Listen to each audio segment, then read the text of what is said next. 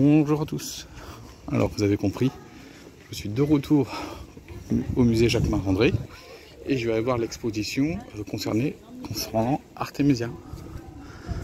Allez, on se retrouve dans le musée. Et à la fin pour vous dire ce que j'en pense de cette artiste italienne du XVIIe siècle.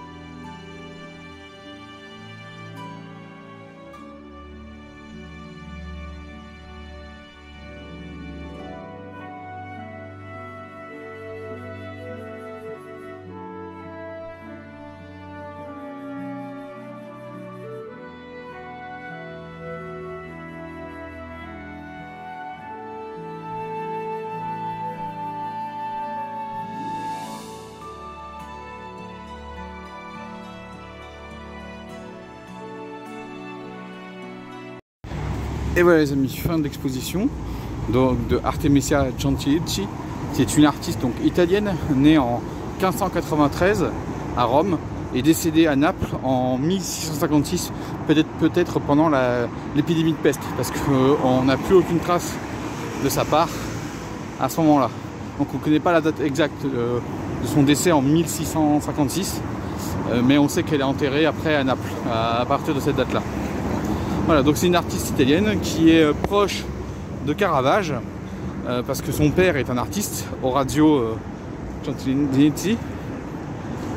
Et comme je le dis, donc c'est une artiste féminine de la moitié du XVIIe siècle. Et elle a eu beaucoup d'influence et elle s'est sortie, donc elle est, on va dire, dans le thème de Caravage. Mais après, elle est sortie de ce carcan de Caravage et elle est plutôt voilà, une artiste d'histoire, de portrait et d'histoire. Très intéressant, franchement, parce qu'on découvre une autre facette de la peinture italienne que je connaissais absolument pas. On pensait que Artemisia était vraiment que l'élève de son père, mais en fin de compte, elle a dépassé son père. Mais voilà, à son époque, il ne faut pas oublier, on est du XVIe siècle, les femmes savantes, les femmes peintres étaient très peu reconnues. Hein. Il y en avait quelques-unes à l'époque, mais très très peu. Donc voilà, c'est vraiment très intéressant.